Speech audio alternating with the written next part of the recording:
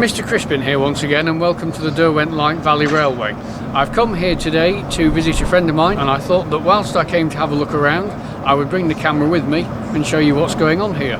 Over the course of today's footage, we're going to see some locomotives in action, some restoration projects, and we're going to meet some of the members. So let's go for a walk around and see what we find.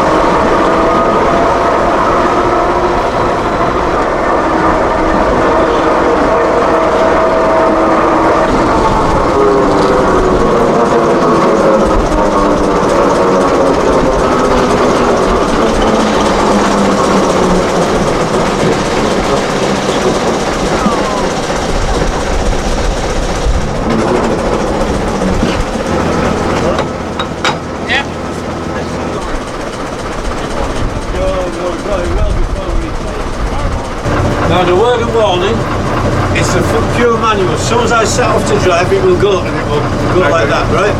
Because it's a clutch, and it's either in or out. Yeah. I've got no control, not like a car, so it's in or out. Happy boys? Yep. Clear signals. Clear the side. Handbrake's off, innit? Yeah, handbrake's off. Good.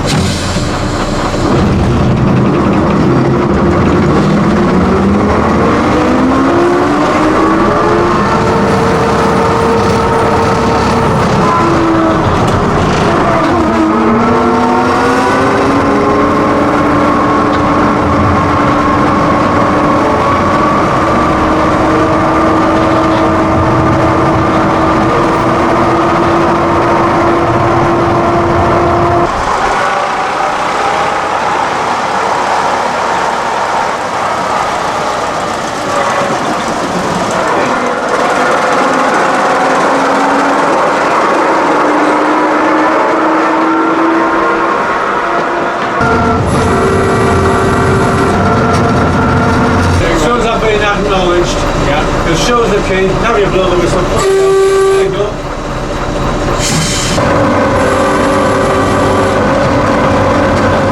So Tony, you bought this in your retirement. How did that come about? Yeah, basically it was before I retired, but where it comes from, the retirement, is it was our funds, and basically we were having a barbecue at the time. We only saw it on a phone that the North York Moors were going to sell this as a disposal. So it was going to be offered for scrap value. So I said, have we got any funds? She said, why, what do you mean? I said, well, I'm going to buy this and rescue it from scrap. I said, it's an original Roundtree's loco, so we've got to get it. And that's where the retirement bit comes from. It was our retirement fund. She says, no, you can't use that. That's for our retirement. Yeah. So. And obviously you did buy it, so did the retirement have to stop, or? Oh no, we're still retired. Still retired 6 years ago. Yeah. To give us more time, we ended up spending a good few months just after retirement painting it to get to how she looks today. Yes, well, a very smart job it is too. Yes. And Glenys, once you bought this, what was actually required to get it to how it is today? There was a fuel blockage, according to the maintenance man at the time. A major service, new pipes, coolants, pipes and everything else. Thick vacuum brakes so we could run a passenger train. And it was 8 months at the railway before she ran her first passenger train, which was May 2014. Right. Because we've had her now 10 years this year in September. Yeah. When she arrived on the low loader here. Right, well I believe you're coupling up for another run, so I better let you get on with it. Yes. Okay. Yeah. Okay, thank you very much. I am now looking at a parcel coach and its proud owner is joining me here. Pleased to meet you, Andrew. What is it you're working on today? we're making a porchway for the front of this doorway, so when the rain comes it won't get into the van. Ah, right. And this coach, you told me, is something you own personally and It have is, rebuilt. for my sins. Yeah. It's about 1930s, and she was in a bad condition when I took her on, but we're getting there now with it. This is the woodwork for the porchway that we're building.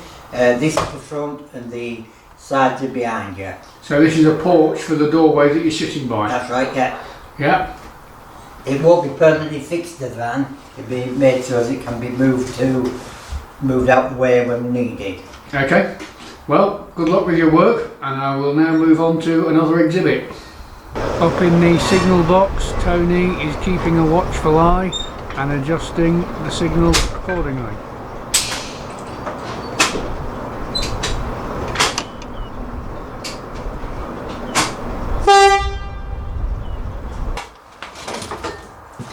And number 10, and that's the one at the platform.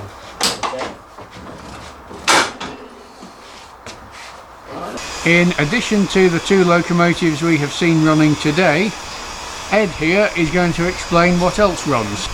This one here is a Class 08 diesel electric shunter. This one here is a BR Class 03 locomotive. This locomotive is Octavius Atkinson. It's a Ruston 88DS, one of the three we have at the railway. And some viewers may recognise this crane from one of the thumbnails of my video.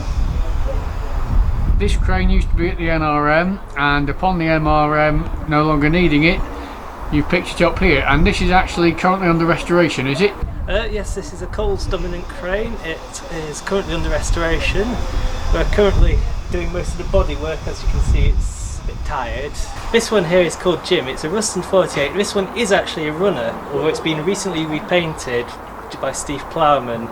And here we have a what? This one is a War Department diesel mechanical. This here is a Manning Wardle 040 saddle tank called EB Wilson. It's our latest acquisition to the railway, and it's currently under the process of overhauling back into running order. So this is your one steam piece of Yep. equipment. This one is a Fowler 040 diesel mechanical shunter. It used to work at the Dunnington Grain Works over in Dunnington. It's a running engine, although it's in need of a bit of love and attention. This one here is a tank wagon. It's owned by Dave Wild. It's just recently been repainted into a wartime livery. And behind it over there we've got a Mark 1 coach. Well, thank you very much for this little tour of your work in progress. I hope it all progresses according to plan. Hiding under a tarpaulin, I have found Mike. What's going on in here, Mike? We're restoring this North Eastern Railway coach. Started 10 years ago. It was just like a frame, and the other side's complete, and we've put every piece of timber in, every joint, every feeding. The whole lot is about 200 pieces.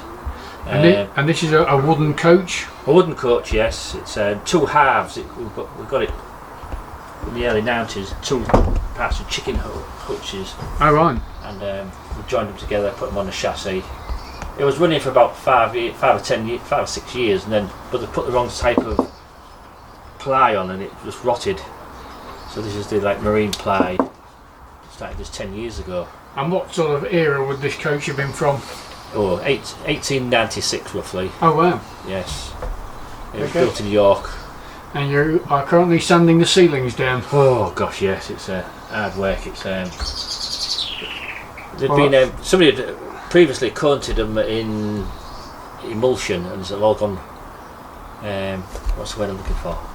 Mouldy? Mouldy. That's the word. Mouldy. Yes. So I'm trying to sand it down and get it to looking good. The intention is to do all the ceilings again and do the interior top half white, and hopefully if we get funding to redo the benches with proper moquette and get them properly seated. Right, well I shall distract you no further. Alright, thank you very much. Have a nice afternoon. Thank you, bye.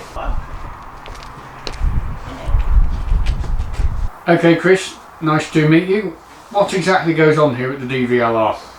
Well, apart from running trains, we also have lots of restoration and maintenance to do during the week. Right, so you run the trains every Sunday? Trains run every Sunday and bank holiday. If it's a long bank holiday like Easter, we do Friday, Saturday, Sunday, Monday. Right. Run the trains from basically Easter until the end of September, early October. And they're run by a group of volunteers such as yourself? Yes. Who are trained in operating the equipment? Some people want to do one particular thing, other people do all sorts. So you could be a driver, you can be a second man, signalman, work in the shop, look after the carriage, be a guard. So a job for everyone. Yep. And during the volunteering during the week then, that's more workshop based, is it? It's a mixture of stuff in the workshop and also practical stuff, because obviously all the locomotives and rolling stock takes quite a lot of looking after. So there's the maintenance and servicing to do on those. Yes. And how do you go about recruiting your members? Well, every year we have a volunteer recruitment day in March, which we advertise to try and get people to come and join us. Yeah. The rest of our volunteers tend to come from people, well, and myself in particular. I came to visit the railway one day, and it was such a friendly place that I decided I wanted to come back and volunteer, and I've been here for years ever since. And then, as you told me momentarily ago, you made the fatal mistake of buying something. Yes, they do say as a joke here that one way to keep volunteers is make them buy stuff. So I eventually bought myself a locomotive. So. And there we are. Yeah. Right. Well, I shall leave you to your guarding duties, but thank you for speaking to us, and I hope you have a good afternoon. Thank you very much. So I'm joined here by my friend and original engineering instructor Tony. Hello. Tony's invited me here today, so we're having a look round, and obviously I'm taking the camera with me. So Tony, what is the Derwent Light Valley Railway? So the Derwent Valley Light Railway was started, well, it first ran in 1913 and was actually to bring farmers' produce from the fields into York, because the Escrick and Rickle Rural District Councils were concerned that there wasn't a way of getting the farmers' produce from the fields to market. Right, now the viewers have seen a few of the different activities that go on here. Are you open to the general public? Can people turn up? Yeah, so the admission to the Derwent Valley is free, in the sense that it's once you've paid to enter the farming museum, then the Derwent Valley is free. Yeah. So your ticket to the farming museum, which is a bargain at about, I think it's about £38 for a family ticket, and it lasts for 12 months, entitles you to visit the railway and have as many rides as you want. Right, so if anyone wishes to visit, head to Merton Farming Museum in York, and the Derwent Light Valley Railway can be found just next door. Right, thank you for that, Tony. We'll continue with our travels. Right, thank you.